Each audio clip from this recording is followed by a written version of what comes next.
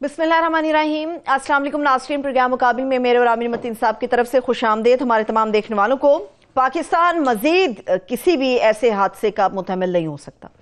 सबको एक होना होगा और एक होकर फैसला करना होगा, बिल्कुल उसी तरह से जिस तरह से 2014 में अंदर पेशावर के हवाले से किया गया था। वज़ीर आज़म शहबाज शरीफ साहब आज जब कोयटा पहुंचे तो कोयटा इजलास में खिताब के दौरान उन्होंने ये तमाम तर गुफ्तगू की, लेकिन ये भी याद रखें कि बिलावल भुट्टो जरदारी भी इस मामले पर बोले और लेकिन उन्होंने मुतालबा किया कि इस वक्त कौम को एक नेशनल एक्शन प्लान 2 की ज़रूरत है, उसको बनाया जाए।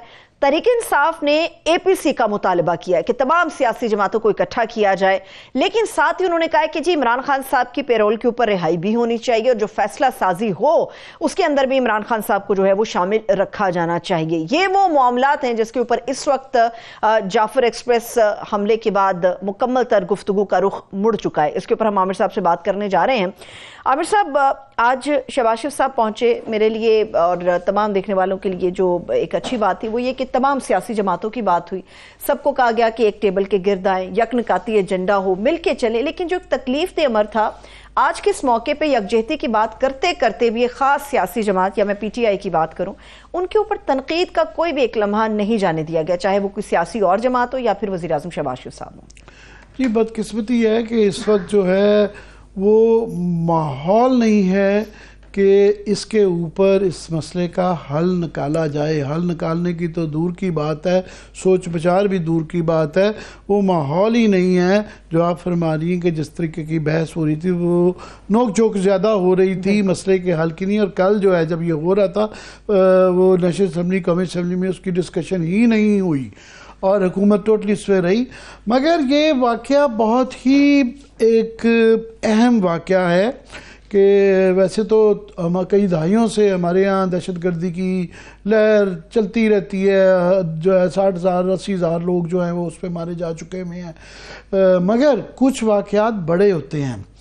71 के बाद जो बड़े वाक़यात हुए हैं उसके अंदर जिस तरह GHQ पे हमला था, बहरान एयर बेस पे हमला था, APS बहुत बड़ा वाक़या था, तो ये भी उसी लेवल का एक बड़ा वाक़या है, ये छोटा वाक़या नहीं है। ट्रेन को जिस तरीके से प्लान करके जिस बड़े स्केल के ऊपर तबाह किया गया, जितनी अमवात हुई और जिस तरीके से की गया, उससे पूरी दुनिया भर में जो है हमारे मतलब एक तासुर ये कायम करने की साजिश की गई कि जी हम बड़े कमज़ोर हैं, और उसके बाद एक प्रोपेगेंडा भी किया गया सारा। तो इसलिए ये बड़ा ही अहम है। हमें सिर्फ उम्मीद ये है कि जिस तरह ये क्लेम किया जा रहा है कि ये मामला ख़त्म हो गया, ये ख़त्म किया गया होगा। अब आफ्टर मैथ इसका क्या है, इसके मतलब सोच विचार क्या है। एक सिर्फ ये नहीं है कि ये वन ऑफ एक वाक़या नहीं है, ये इसका हमें वो पूरा तनाजुर देखना पड़ेगा। आपको बलूचिस्तान का भी देखना पड़ेगा, पाकिस्तान का भी देखना पड़ेगा, और फिर खित्ते और दुनिया के पस मंज़र में भी क्या हो रहा है, इसकी जो टेंटिकल्स जो हैं, इसकी वो ताने बाने हर तरफ हैं। तो मैं बलूचिस्तान से थोड़ा सा शुरू करूंगा। अगर आप इजाज़त दें तो अपने मेहमान को भी मैं इंट्रोड्यूस करा देती हूँ, वो इस मामले में हमारे साथ शामिल रहेंगे। सीनियर साफ़ी और तज़कियाकार जाहिद हुसैन साहब ने हमें ज्वाइन किया है। सर बेहद शुक्रिया आपके वक्त के लिए। जी हाँ जी, जाहिद हुसैन जो हैं ये क्योंकि ना सिर्फ के साफ़ी तो हैं ही हैं, ये किताबों के ऑथर भी हैं और सिक्योरिटी का इनका जो है वो स्पेशलाइजेशन है, और इसलिए ज़्यादा बड़े कैनवस पे बात करेंगे। मगर जाहिद आपकी इजाज़त से मैं सिर्फ 2-4 मिनट इसके ऊपर 2-3 मिनट बात करना चाहूँगा कि इसको जिस तरह मैंने कहा कि बलूचिस्तान और पाकिस्तान की सियासत की पस मंज़र में और दुनिया और खित्ते की उसमें देखना पड़ेगा। बलूचिस्तान का ये अब से नहीं, ये कई दहाइयों से सिलसिला चल रहा है। ख़ास तौर पर अकबर बुगटी की मैं असैसिनेशन ही कहूँगा, उस वाक़े के बाद से अब तकरीबन 20 साल हो गए हैं। तो ये वहाँ पर एक डिसएम्पावरमेंट है। वहाँ पे आपने ये वहाँ पे हमेशा से 3 किस्म की बलूचिस्तान में सियासी पार्टियां हैं। एक वहाँ पे नेशनल मेन स्ट्रीम पार्टियां हैं जो कि अब नहीं रहीं, جو مین سٹریم کے چند لوگ آپ کو وہاں پہ پارلیمان میں نظر آتے ہیں جنہوں نے مسئلہ حل کرنا ہے، سیاستدانوں نے کرنا ہے نا. ہم اس کی ایڈمنسٹریٹو سولوشن کی بات کر رہے ہیں، ہمیں پولیٹیکل سولوشن جب تک نہیں کیا جائے گا اس وقت اس کا مسئلے کا حل نہیں ہوگا. اور جنہوں نے کرنا ہے پولیٹیکل مسئلہ، میں وہ پہلے بلوچستان کی تھوڑی سی صورتحال بتانا چاہوں گا، پھر اسلام آباد کی، پھر زاہد سے بھی پوچھیں گے. بلوچستان میں یہ ہے کہ جو قومی پارٹیوں کے اندر وہاں پہ نا، قومی پارٹیاں وہاں رہ نہیں گئی. جو بھی وہاں پہ الیکٹ ہوتا ہے جیسے کیسے بھی وہ قومی پارٹیوں میں گورنمنٹ بنا لیتا ہے.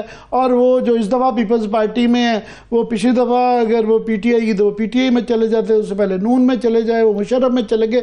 وہی لوگ ہیں، یا سرداران ہیں یا وہ نوابین ہیں یا وہ اب نیک ٹھیکیداروں کی بھی ایک بریڈ آ چکی بھی ہے. باقی وہاں پہ جو ہے مذہبی جماعتیں، ان کا بھی بڑا رول کم ہو گیا ہے. جے یو آئی جو ہے وہ اسی لیے ناراض رہتی ہے کہ وہ 20-30 سال بعد وہ بھی پاور سرکل سے آؤٹ ہے. اور پھر قومیت پسند جو پارٹیاں ہیں وہاں کی، جو نیشنلسٹ بلوچ نیشنلسٹ پارٹیز ہیں، اور جو پختون نیشنلسٹ جس طرح کے پشتونخوا ہے محمود خان اچکزئی کی، وہ بھی اس وقت نہ وہ بلوچستان میں گورنمنٹ میں ان کی نمائندگی ہے، نہ اسلام آباد میں ان کی نمائندگی ہے. تو کون ایک پاور ویکیوم ہے. اور یہ ایک جو 20 سال سے آپ لوگ جو کر رہے ہیں، بات کون کس سے کرے گا؟ ان کی لیجیٹمیسی کے مسئلے ہیں. عام جب ایسے مسئلے آتے ہیں تو آپ جو شدت پسند لوگ ہمیشہ ہوتے ہیں یا ہمیشہ رہے ہیں، مگر آپ کو اکثریت کو ساتھ لے کے چلنا ہوتا ہے. اکثریت کو جب یہ احساس ہو کہ ان کی نمائندگی نہیں ہو رہی، ان کے جو لوگ ان کو نمائندہ کر رہے ہیں، ان کے لیجیٹمیسی کے مسائل ہیں، وہ ہمارے اصلی نمائندے نہیں ہیں، پھر آپ شدت پسندی والے ان کے ساتھ مل جاتے ہیں. اور یہ ایک تاریخ کا بنیادی سبق ہے. یہی صورتحال جو ہے اسلام آباد کی، میں بات نہیں ہوں گا، میں زاہد سے چاہوں گا کہ زاہد مجھ سے بھی شاید بہتر سمجھتے ہیں بلوچستان کی اور یہ نیشنل سچویشن. آپ زاہد ذرا بتائیے گا کہ بگ پکچر میں بلوچستان کے اس واقعے کو رکھتے ہوئے آپ کیا کہیں گے؟ 2-3 چیزیں بہت اہم ہیں یہاں پہ. یہ ایک بہت بڑا واقعہ ہے، یہ آپ کی بات بالکل صحیح ہے کہ اس قسم کے جو واقعات ہوئے ہیں، جیسے پشاور پہ اسکول پہ حملہ تھا، آرمی اسکول پہ، پھر جی ایچ کیو میں، اور اسی قسم کا ایک بہت بڑا دہشت گردی کا واقعہ ہے. لیکن اس کو تھوڑا سا اور بھی دیکھ لیں کہ پچھلے ہم چند سالوں میں دیکھتے ہیں، خاص طور پہ جو بلوچستان میں دہشت گردی کی اس قسم کی کارروائیاں بہت بڑھتی جا رہی ہیں. جو پیچھے ابھی اگر آپ نے دیکھا ہوگا کہ یہ ایک اسٹڈی جو آئی تھی کہ اس سال صرف جنوری میں جو 75% اضافہ ہوا ہے دہشت گردی کی کارروائی میں پاکستان میں، اور جس میں 62% جو ہے بلوچستان میں ہوئی. اصل مسئلہ جو ہے بالکل صحیح آپ کی بات ہے کہ ہم صرف اس کو دہشت گردی کے یا لا اینڈ آرڈر کے اس میں سے نہیں دیکھ سکتے. ٹھیک ہے، ایک بہت بڑا مسئلہ ہے، اس سے نمٹنا چاہیے. اس قسم کے واقعات کا جو ہے وہ کوئی بھی اسٹیٹ جو ہے اس کو قابل نہیں کر سکتی ہے. لیکن سب سے بڑی بات یہ ہے کہ یہ بلوچستان میں جس طرح کا یہ واقعہ ہے، وہ میں سمجھتا ہوں بنیادی طور پہ وہ سیاسی مسئلہ ہے. اور جب تک ہم اس چیز کو نہیں دیکھیں گے، صرف ہم ایک واقعے کو دیکھ کے کہیں گے ہم یہ کر دیں گے. آج میں سن رہا تھا وزیر اعظم کی تقریر کوئٹہ میں، وہی دوہرا رہے تھے کہ جی بہت بیکورڈ ہے، ہم ساتھ لے کے چلیں گے، یہ کریں گے. اور اس قسم کی چیزیں آپ بھی سنتے رہے ہیں، میں بھی سنتا رہا ہوں، مختلف حکمرانوں کی یہی باتیں جو ہے دہراتے رہتے ہیں. اصل مسئلہ جو آتا ہے کیا اس کو ہم ڈیل کر رہے ہیں. یہ بات بالکل صحیح ہے کہ مجھے اب یاد آ رہا ہے کہ میں ٹھیک 20 سال پہلے میں وہاں ڈیرہ بگٹی گیا ہوا تھا. اس زمانے میں چیزیں جو ہے بڑھتی جا رہی تھی، ایک لحاظ سے کشیدگی کی فضا تھی، اور میں نے آ کے اس میں بہت کچھ لکھا بھی تھا. اس وقت میں اس کو دوبارہ پڑھ رہا تھا میری نیوز ویک میں اور نیوز لائن میں جو آئی تھی، اس میں دیکھ رہا تھا کہ حالات اس وقت سے اتنی خراب چلے آ رہے تھے جو کہ اب ہم نظر آتی اور زیادہ خراب ہوتے جا رہے ہیں. اس وقت بھی جب آپ اس سے بات کرتے تھے لوگوں سے جو اس وقت کرتا دھرتا تھے اس وقت کے، تو وہ بھی یہی کہتے تھے کہ حالات ٹھیک ٹھاک ہو جائیں گے، اور یہ چند تشدد یہ لوگ ہیں اور جن کو غیر ملکی امداد ملتی ہے، یہ وغیرہ وغیرہ. ابھی بھی یہی بات آتی ہے کہ غیر ملکی امداد ٹھیک ہے، یقینی طور پہ میں اس پہ انکار نہیں کر رہا ہوں کہ جو ہے اس پہ کوئی ایکسٹرنل سپورٹ نہیں ہے، لیکن اصل دیکھنا چاہیے کہ کیوں ہو رہے ہیں. آپ دنیا میں کہیں یہ نہیں ہو سکتا ہے کہ دہشت گردی یا ملیٹنسی کے خلاف یا سیپریٹزم کے خلاف جو ہے آپ عوام کی حمایت کے بغیر لڑائی لڑ سکتے ہیں.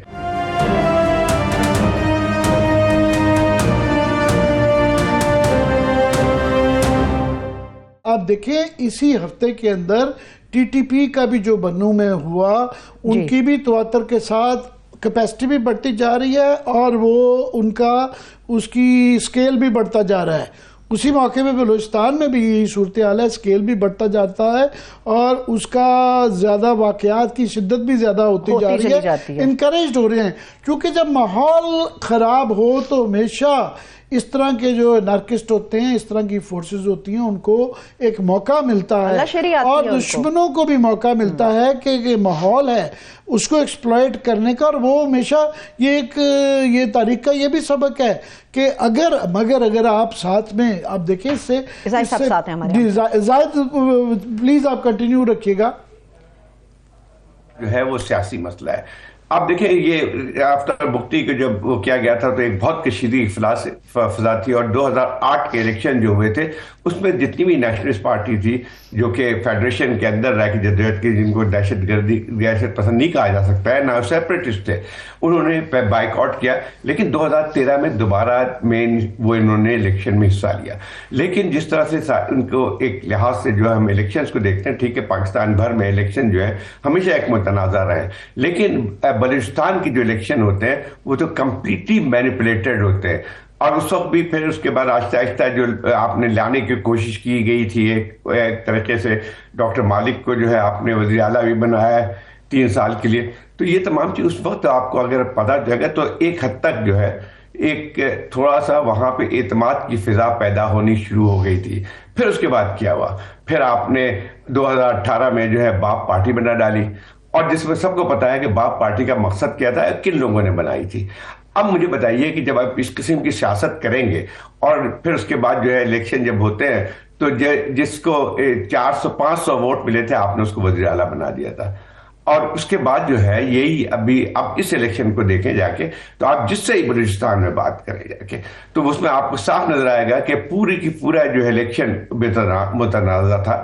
اور ٹھیک ہے پنجاب میں بھی الیکشن متنازع تھے, لیکن جس طرح سے بلوچستان میں الیکشنز ہوئے تھے وہاں پہ تو یہ ہوا کہ جو نیشنلسٹ لیڈر جو کہ وہاں پہ اپنے علاقے میں مضبوط اپنا وہ رکھتے تھے ان تک کو آپ نے ہروا دیا گیا.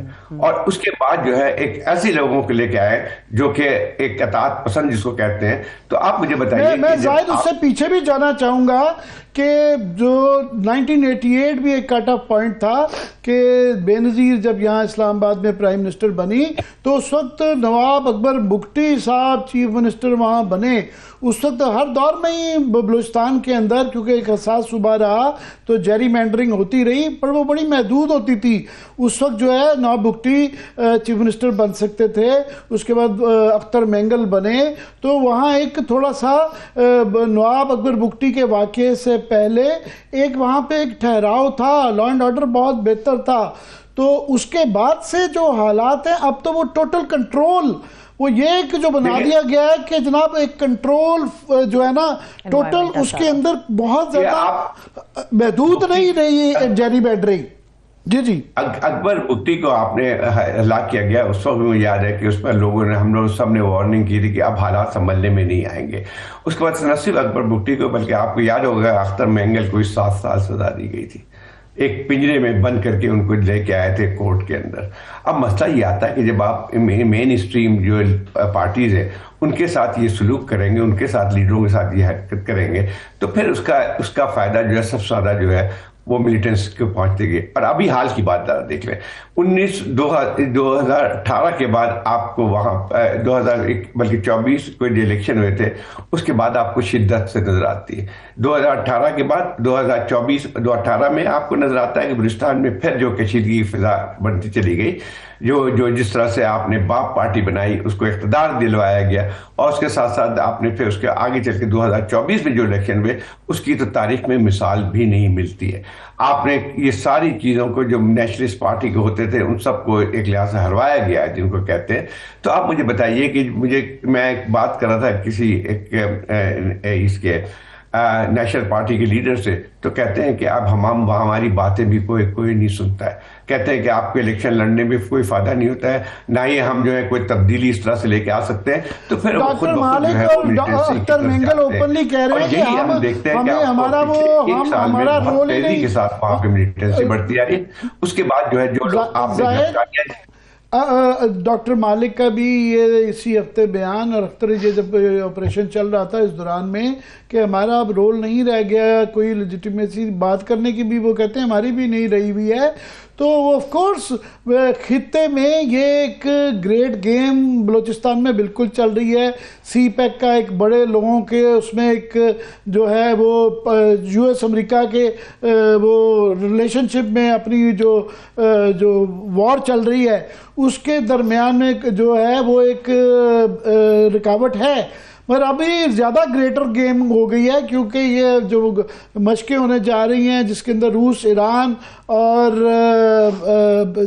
چین جو ہے وہ بالکل چاب ہار میں کر رہی ہے اور ہم اس کے اندر مبصر ہیں، تو وہ گریٹ گیم زیادہ ہو گئی ہے. مگر پوائنٹ یہ ہے کہ جب ہمیں اس صورتحال میں زیادہ اپنی جو ہے اندرونی ہاؤس اینڈ آرڈر کرنا چاہیے تو ان لوگوں کو کم از کم جو آئین کو مانتے ہیں یا جن کو کیا جا سکتا ہے ان کو قومی دھارے میں شامل کر کے زخموں پہ جو ہے مرہم رکھنا چاہیے، اور اسلام آباد میں بھی یہی صورتحال ہے. تو یہ کیا اس تناظر میں چاہوں گا آپ ذرا اپنا تجزیہ پیش کریں. بالکل صحیح بات ہے عابر، اصل مسئلہ یہی آتا ہے. دیکھیں جو آپ جیسے جو کہا جاتا ہے کہ سی پیک سے تبدیل ہو جائے گا پاکستان، لیکن جہاں سے سی پیک چل رہی ہے اس میں اگر عوام کو حق نہیں ملتا ہے، اس کا جو ثمرات ہیں جو ترقی کے وہ نہیں ملتے ہیں، تو پھر احساس سے محروم تو بڑھتا جائے گا. ابھی آپ مجھے بتائیے کہ گوادر میں اس کو چھوڑے ملیٹنسی ہے سیپریٹزم کی، لیکن وہاں پہ جو عوام 3 دفعہ وہاں پہ بڑے بڑے دھرنے ہوئے ہیں، اور جس کی قیادت جو تھی اور تو کوئی نہیں، جماعت اسلامی کے ایک لیڈر ہوتے تھے وہ انہوں نے وہاں پہ کی تھی. لے کے تو ایک لحاظ سے جذبات عوام کے بہت زیادہ شدید ہوتے جا رہے ہیں وہاں پہ، کیونکہ ان کو احساس یہ ہوتا ہے کہ وہ اپنی زمین میں ان کو وہ حق نہیں مل رہا ہے جو کہ ان کو ملنا چاہیے تھا. اب یہ اس قسم کے اس پہ حکومت نے آج تک کوئی توجہ نہیں دی. آپ کے بیانات تو آتے ہیں جی ہم احساس محرومی ختم کریں گے، لیکن احساس محرومی کرنے کے لیے سب سے بنیادی چیز ہے کہ ان کو حق خود حق ارادی تو دے، ان کو ووٹ کا جو امپاورمنٹ ہے، جو وہ کا حق ہے، اس کو تو آپ تسلیم کریں. جب آپ وہ تک تسلیم کرنے کے لیے تیار نہیں ہیں تو پھر آپ کیا یہ سمجھیں گے کہ جو ہے آپ کے ساتھ لوگ آئیں گے. اس وقت جو ہے قومی صورتحال بھی تھوڑی سی اس میں ڈسکشن کر لی جائے. بہت بڑی بات تھی میرا خیال 73 کے آئین کے بعد پہلی دفعہ تمام سیاسی پارٹیاں متفق تھیں، تمام طبقے، علماء بھی شامل تھے، سول سوسائٹی بھی شامل تھی. تو مل ملا کے وہ صرف سیاست کے متعلق وہ نہیں تھا، وہ معاشرے کو سدھارنے کے متعلق بھی تھا، علماء کے ریفارمز بھی تھے، اور اس میں سب کچھ ہی تھا. وہ بڑے اچھے ماحول میں اس پہ کچھ نہیں ہو سکا آج تک. تو آج کے ماحول میں جبکہ بالکل تتر بتر سیاست ہوئی ہوئی ہے، پارلیمنٹ ارریلیونٹ بن گئی ہے، کوئی کسی سے بات کرنے کے لیے نہیں تیار کر رہا، تو یہ مجھے بلاول صاحب کا یہ مضغہ خیز بیان لگتا ہے. دیکھیں یہ بات صحیح ہے کہ نیشنل ایکشن پلان، اور وہ جو ہے آپ کو یاد ہوگا یہ نیشنل ایکشن پلان کی بات ہو رہی ہے 2014 میں جب پشاور میں آرمی اسکول پہ اٹیک ہوا تھا، اس کے بعد ساری جماعتیں بیٹھی تھی اور نیشنل ایکشن پلان بنایا تھا. وہ نیشنل ایکشن پلان کبھی بھی ٹھوس ایک پروگرام نہیں تھا، لیکن اس کے باوجود بھی اس میں 14 پوائنٹ تھے، اور 14 پوائنٹس میں 2 پوائنٹ بھی پوری طرح عمل درآمد نہیں ہوئے اس پہ، 2 پوائنٹس میں بھی نہیں. تو آپ کیا امید کرتے ہیں کہ کس طرح سے دہشت گردی کو ختم کریں گے؟ دیکھیں دہشت گردی جو ہے اس کی جو وجوہات کو جب تک آپ نہیں پہنچیں گے، اس کو ایڈریس نہیں کریں گے، جب تک آپ ختم نہیں کر سکتے. ٹھیک ہے آپ کو جو ہے یہ کینیٹک جو ہے آپشن ہوتا ہے آپ کے پاس، آپ یوز کرتے ہیں اس کو تاکہ جو ہے جہاں پہ جو ہے یہ کلاس سے جو ہے انسرجنس کا قبضہ ہو جاتا ہے، لیکن اصل جو ہے وہ آپ دوسرے بھی طریقے استعمال کرتے ہیں. ایک تو سب سے بنیادی چیز آتی ہے کہ کسی ملک کے اندر یہ ٹیررزم جو ہے وہ صرف فوج نہیں لڑ سکتی ہے. فوج کے پاس تو صرف یہی ہوتا ہے کہ کہیں پہ اگر کوئی واقعہ ہوتا ہے تو وہاں جا کے اس کو وہ کر سکتی ہے، لیکن یہ لڑائی جو ہے وہ آپ کو جب تک سویلین جو آپ کی یہ لا انفورسمنٹ ایجنسیز ہیں وہ اس پہ اکوپ نہیں ہوں گی، پولیس ہو یا جو ہے آپ کی کاؤنٹر ٹیررزم ڈپارٹمنٹ ہے، آج کی صورتحال کیا ہے کہ وہ کام ہی نہیں کر سکتے ہیں. لیکن بلوچستان میں تو اس کی بھی گنجائش نہیں ہے.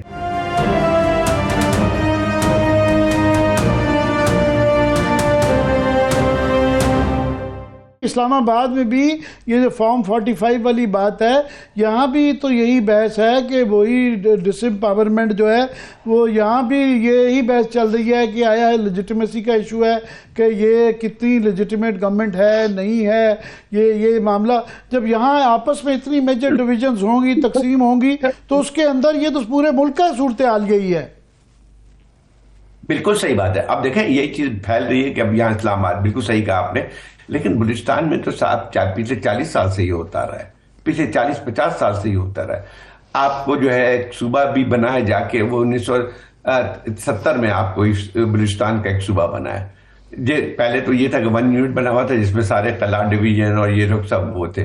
اس کے بعد جو ہے اگر آپ دیکھا جائے پہلا الیکشن جو تھا بلوچستان میں، یہ جب 70 کے الیکشن میں، تو کیا وہاں پہ مینڈیٹ تسلیم کیا گیا تھا؟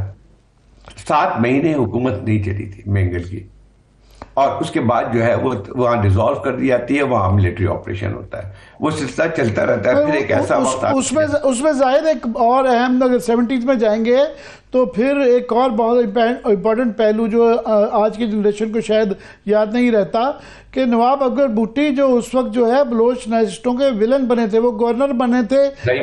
جب گورنمنٹ توڑی گئی تھی جو ہے طاولہ مینگل کی، تو وہ گورنر بن گئے تھے، جس کی وجہ سے بلوچ جو قومیت پرست تھے انہوں نے ان کو پسند نہیں کیا تھا، اور انہوں نے 50-60 سال جو ہے سوئی کی گیس جو ہے پورے پاکستان کو جو ہے وہ استعمال خاص طور پہ پنجاب میں وہ ہوتی رہی.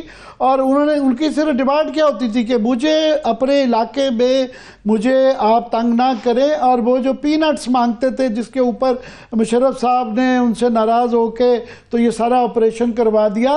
اور نواب بگٹی کے متعلق اپنے قومیت پرستوں کے بڑے سوال رہتے تھے، مگر اس کے بعد وہ ظاہر ہے اب وہ ان کے شہید ہیں اور ہر سال ان کی وہ کی جاتی ہے. سو یہ ایک بیک گراؤنڈ بھی ہے. پر میں چاہوں گا اس کو آپ ذرا انٹرنیشنل، چونکہ دنیا بھر میں بھی اس وقت جو تبدیلیاں ہو رہی ہیں، نیٹو تقریباً ٹوٹ چکا، نیفٹا ٹوٹ چکا، اور ایک گریٹ گیم ساری جو چل رہی ہے، تو اس واقعے کو جو اس وقت پارٹ ٹسل چل رہی ہے، انٹرنیشنلی چل رہی ہے، تو اس میں وہ ہم کیسے فٹ ان ہوتے ہیں، اچھے برے کیا اثرات اس پہ پڑتے ہیں؟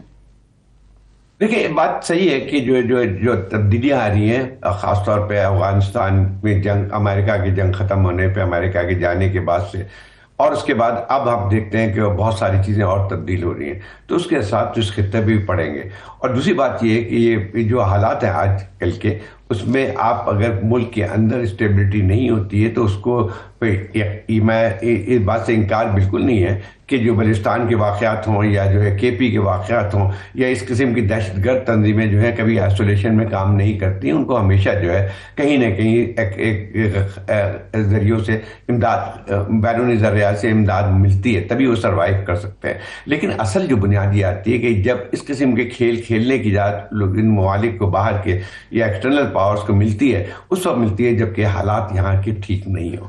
جب حالات اگر اندر اسٹیبل ہوتی ہیں، پولیٹیکلی آپ مضبوط ہوتے ہیں، تو پھر کوئی بھی آپ کے یہاں مداخلت نہیں کر سکتا ہے.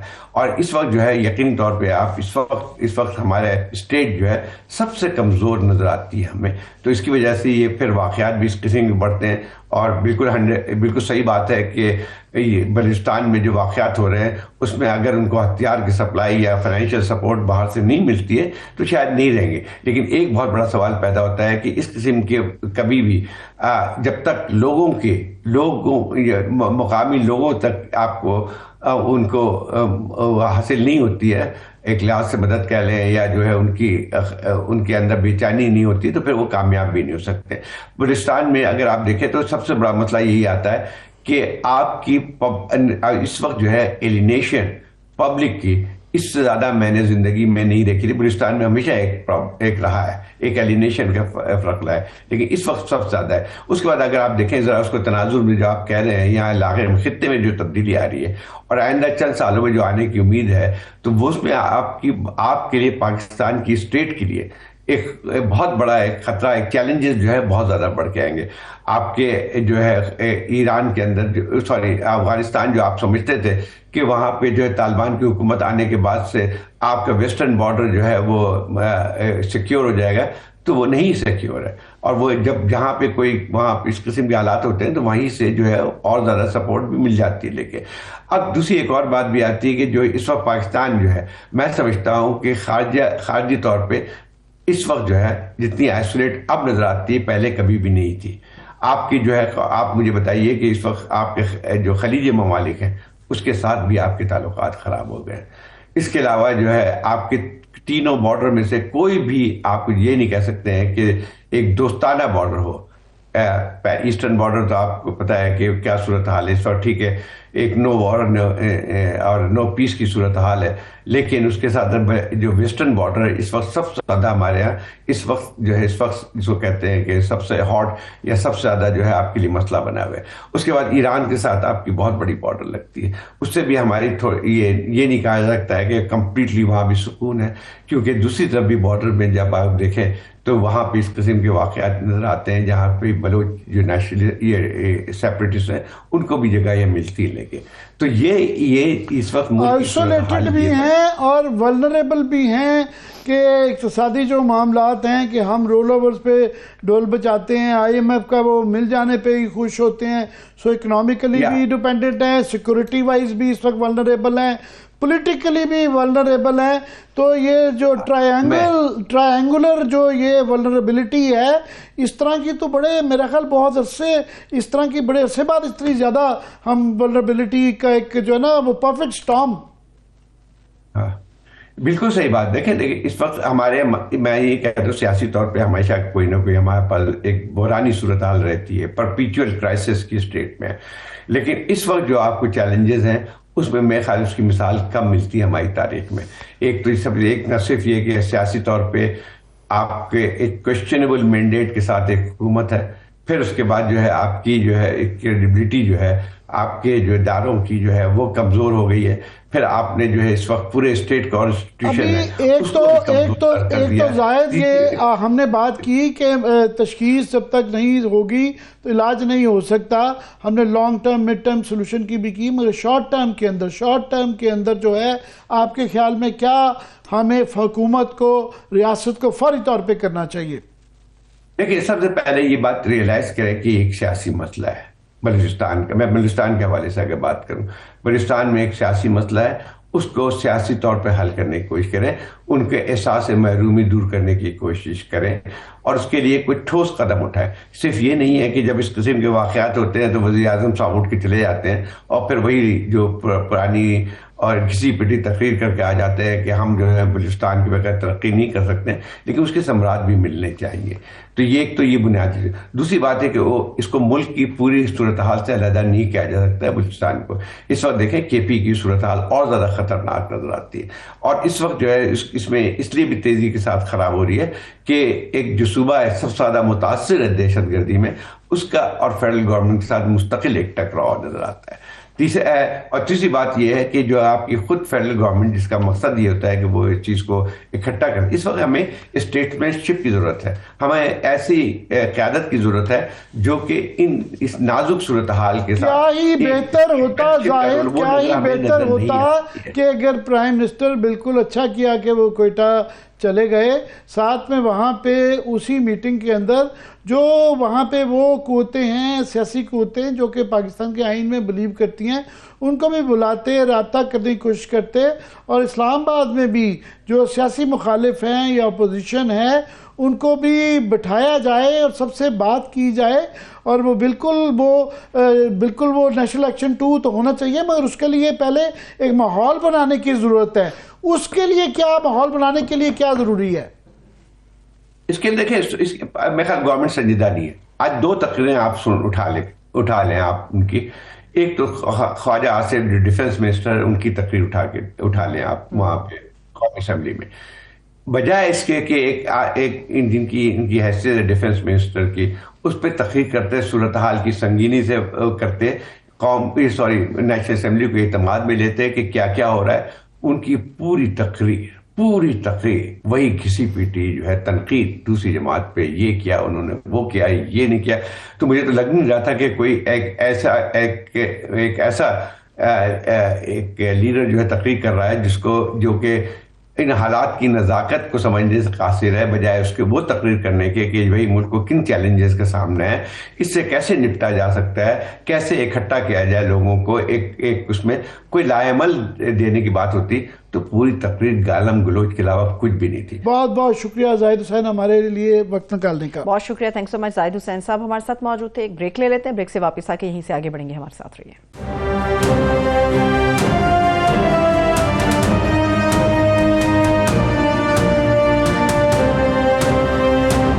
بریک کے بعد ایک مرتبہ پھر سے خوش آمدید کہیں گے۔ ابھی ہمیں جوائن کیا ہے، ہمارے ساتھ مہمان ہیں ہمارے بیرسٹر ابوذر سلمیان نیازی۔ بہت شکریہ نیاز صاحب، تھینک سو مچ آپ کے وقت کے لیے۔ عامر صاحب، بلوچستان کے اوپر تو بات کی طرح پولیٹیکل اور نیشنل اسمبلی کے اندر جو کچھ ہوا یہیں سے آگے بڑھتے ہیں۔ جی، یہ بلوچستان پالیٹکس، نیشنل اسمبلی، یہ ساری ایک ہی چیز سے جڑے ہوئے ہیں۔ تو بیرسٹر ابوذر سلمان ان کو آج وکیل کے طور پہ بھی بلایا، مگر یہ چونکہ ابھی پی ٹی آئی کے رہنما بھی ہیں، تو میں پہلے چاہوں گا کہ ذرا خواجہ آصف صاحب کا کلپ جو انہوں نے پارلیمان میں آج قومی اسمبلی میں کہا ہے، یہاں لا کے بسانے کا بھی جو الزام ہے نا انہوں نے پی ٹی آئی کے اوپر لگایا کہ دہشت گردوں کو دوبارہ سرزمین پہ بسایا۔ بیرسٹر صاحب، یہ الزام آپ پہ یہ جو لگ رہے ہیں، آپ اس پہ کیا جواب دیں گے؟ دیکھیں عامر صاحب، جہاں تک واپس ری سیٹلمنٹ کی بات ہے، یہ خواجہ آصف صاحب کو آئی ایم شیور پورے فیکٹس پتہ ہیں، لیکن یہ یہاں سے جو ہے نا جھوٹ بولنے کی عادت جو ہے، جس طرح وہ جھوٹ بول کے الیکشن جیتے فارم 47 کے تحت، وہی بات وہ یہاں پہ کر رہے ہیں۔ دیکھیں 2021 جون میں جنرل فیض صاحب، جنرل باجوہ صاحب نے، یہ عمران خان صاحب نے مجھے خود بات بتائی ہے، مراد سعید اور پیر نور الحق قادری صاحب کی موجودگی میں بات کی تھی کہ امریکن وڈرال کے بعد یہاں پہ ہم ری سیٹل کریں گے لوگوں کو جو افغانستان چلے گئے۔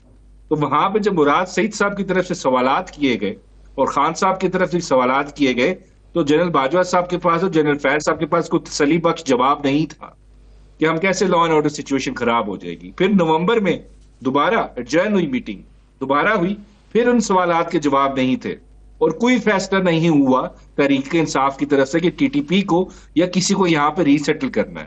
لیکن پھر حکومت چلی گئی، آپ کو یاد ہوگا، پاکستان تحریک انصاف کی، اور پھر یہاں پہ ری سیٹلمنٹ شروع ہوئی اور ہمارے یہاں کے لوگ خود گئے افغانستان، وہاں پہ ٹاکس کی، جب حکومت شہباز شریف صاحب کی تھی جولائی 2022۔ اس وقت ایشو کیونکہ ٹی ٹی پی سے زیادہ بلوچستان کا ہاٹ ہے، تو اس پہ دوسرا سوشل میڈیا کے حوالے سے آصف صاحب، عامر صاحب بات کر رہے ہیں اس کی، یہ ری سیٹلمنٹ کی۔ میں صرف کلیئرٹی دے رہا تھا کہ ری سیٹلمنٹ شہباز شریف صاحب کی گورنمنٹ میں ہوئی، مراد سعید صاحب نے، آپ کو یاد ہوگا، بڑی آواز اٹھائی، سوات میں لوگوں کو موبلائز کیا اس ری سیٹلمنٹ کے خلاف، تو اس دن سے اس کی یہ دشمن ہوئی پوری مشینری، اور وہ بندہ تب سے جو ہے اس کی جان کو خطرہ ہے۔ آپ نے وہ ساری چیزیں ریکارڈ کا حصہ ہے، یہ الزام لگانا تحریک انصاف پہ غلط ہے۔ جہاں تک دیکھیں بلوچستان ایشو کی بات ہے، ہم اس ایکٹ کو جو ہے یہ ٹیررزم ہی سمجھتے ہیں اور اس کو کنڈیم بھی کرتے ہیں، اور ہمیں اس بات کی خوشی ہے کہ ہماری جو فورسز ہیں انہوں نے بڑی بہادری سے اس پہ لڑا اور جو تھا لوگوں کو وہاں سے چھڑایا اور وہاں سارے ایشو کو ریزالو کیا۔ لیکن ساتھ ساتھ یہ بات بہت ضروری ہے کہ ہمیں سمجھنے کی ضرورت ہے کہ بلوچستان ایشو جو ہے وہ ایک simple law and order situation نہیں ہے، اس کا ایک پولیٹیکل فیلئر بھی وہاں پہ ایگزسٹ کرتا ہے جس کو ہم نے ایڈریس کرنا ہے۔ وہاں پہ سکسیسو گورنمنٹ جتنی بھی بنی ہے ابھی تک، وہاں پہ دھاندلی ہوئی۔ ابھی بھی جو چیف منسٹر ہے سرفراز بگٹی، میں بالکل کنوکشن کے ساتھ کہتا ہوں وہ الیکشن ہارا ہوا ہے، اس کو انسٹال کیا گیا، فارم 47 کی پیداوار ہے۔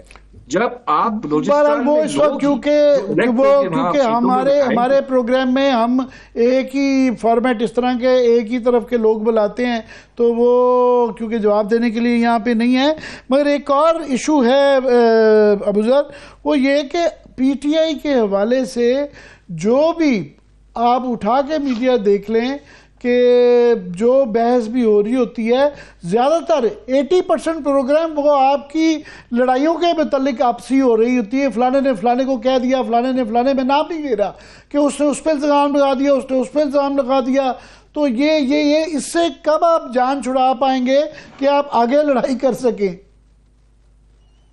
دیکھیں عامر صاحب، بات یہ نہیں ہے آپ اس کی لڑائی کی، میں آپ کو بتا رہا ہوں، اگر بلوچستان جو کرائسس ہے اس کا ہمیں کوئی وائبل سولوشن چاہیے تو سب سے پہلے تو ہمیں بلوچستان کے اندر جو الیکشن ہو وہ فری اینڈ فیئر ہو، تاکہ وہاں کی جو آبادی ہے وہ ڈپرائیوڈ فیل نہ کرے، وہ الوف فیل نہ کرے. جب آپ وہاں پہ اس پاپولیشن کے اندر جو سینس آف ڈیپریویشن ہے اس کو ختم کریں گے، اور اس کے ساتھ ساتھ وہاں کے جو ٹرو ریپرزینٹیٹو ہے ان کو الیکشن جیتنے دیں گے، تو ان کی آواز اسمبلی تک پہنچے گی، پاور کوریڈورز تک پہنچے گی. تب ہی آپ افیکٹولی لبریشن آرمی کے خلاف پوری دنیا کی ہسٹری دیکھ لیں، تامل کی دیکھ لیں، آئی آر اے کی دیکھ لیں، سوڈان میں دیکھ لیں، کولمبیا میں دیکھ لیں، لبریشن آرمی کے خلاف جنگ تب بھی ایک قوم نے جیتی ہے جب وہاں کی لوکل پاپولیشن آپ کے ساتھ تھی. لبریشن آرمی کیا ساتھ اس کے آپ ایک قوم کی بات کر رہے ہیں سلمان صاحب. حکومت اور حکومت سے منسلک لوگ تو یہ بھی تنقید کر رہے ہیں کہ جو ادھر آپریشن چل رہا تھا تو پاکستان تحریک انصاف یہ کہ باہم ہوتی، ایک جگہ ہوتی اور ساتھ چلتی، وہ تو استعفوں پہ استعفے مانگنے پہ آ گئی، احتجاج کرنے پہ آ گئی، جواب طلبیوں پہ آ گئی. انہوں نے کہا کچھ گھوڑے آپ لوگ اپنے ٹھنڈے کر لیتے، تھوڑی دیر کے بعد ہو جاتا ہے. یہ مجھے سمجھ استعفے کی بات کیوں ہو رہی تھی؟ دیکھیں جب آپریشن چل رہا تھا اسی وقت آپ ٹائم چیک کر لیں، ہمارے بلوچستان کے ایک law abiding well respected citizen اور لا میکر عادل بزائی کے گھر لا انفورسمنٹ ایجنسیز کوئٹہ میں ریڈ کر رہی تھی اور اس کے گھر میں فرنیچر وغیرہ سب کچھ توڑ رہی تھی. اگر یہ پرائورٹیز ہے اسٹیٹ کی، اس طرح کے اگر ارریسپانسبل لوگ جن کی پرائورٹیز ڈفرینٹ ہے اگر ہمارے یہ ایشوز کو ڈیل کر رہے ہیں تو ہم استعفیٰ ہی مانگیں گے. اس طرح کی ہمیں لوگوں کے رویے نہیں چاہیے، ہمیں سیریس لوگ چاہیے جو true reflection of the people of Balochistan اور پاکستان کے لوگ صحیح پبلک آفیسز میں بیٹھے ہوئے تو آپ کے مسئلے حل ہو جائیں گے. اس وجہ سے آپ اس کو سمجھیں کہ جی ایک سمپل سیکیورٹی میٹر ہے، اس کو ہم لوگوں کو اریسٹ کریں، گرفتار کریں، کوئی مسنگ پرسن ہو جائے تو مسئلے سالو ہو جائیں گے. نہیں ہو گئے، ہم جمہوریت میں رہتے ہیں، آپ کو لوگوں کو قانون کے مطابق ڈیل کرنا ہے.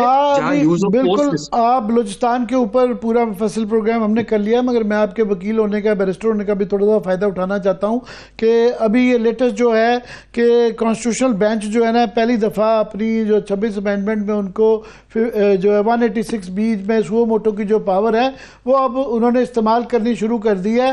وہ سپر ٹیکس جو ہے، چلیں ٹھیک ہے واقعی سوال تو ہیں کہ اتنے سال سے لیے جا رہے ہیں، مگر وہ ایک ایلیٹ کو اس کو زیادہ مسئلہ ہے. اس کے اوپر انہوں نے کہا کہ جی بالکل آپ کا اختیار ہے.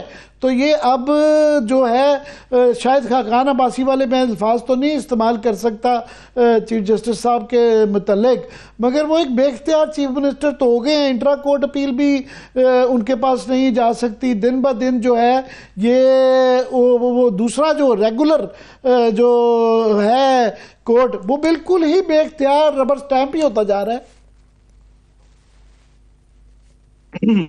دیکھیں عامر صاحب، 26ویں آئینی ترمیم جو ہے اس بات میں یہ کوئی مبالغہ رہی نہیں ہے، کوئی ایگزیجریشن نہیں ہے کہ اس نے سپریم کورٹ کا جو ایک سٹرکچر ہے اور جو ایک سپریم کورٹ تیسری اکائی تھی، the third institution جو پلر آف دا اسٹیٹ تھا، اس کا جو رول تھا اس کو اوور شیڈو کر لیا ہے. اور وہاں پہ ہمیں نظر آتی ہے clearly executive dominance.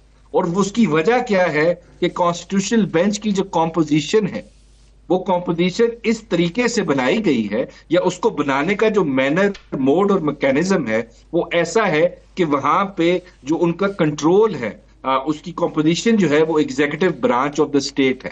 So trichotomy of power principle, separation of power principle یا system of checks and balances یہیں پہ کمپرومائز ہو جاتا ہے. اور یہ 2500 سال پرانا پرنسپل ہے. اس کے بغیر ایک ریپبلک یا ایک اسٹیٹ چل ہی نہیں سکتی اگر جوڈیشری ایگزیکٹو کے تابع ہو جائے. کیونکہ جوڈیشری نے کانسٹیٹیوشنل بینچ کا کام کیا تھا؟ اس کا کام یہ تھا کوئی بھی ایگزیکٹو یا لیجسلیٹو ایکشن وہ آئین پاکستان کے خلاف ہے یا اس کسی بھی قانون کے خلاف ہے اس کو چیک کرنا ہے. اگر وہ غلط ہے تو اس کو سٹرائک ڈاؤن کرے.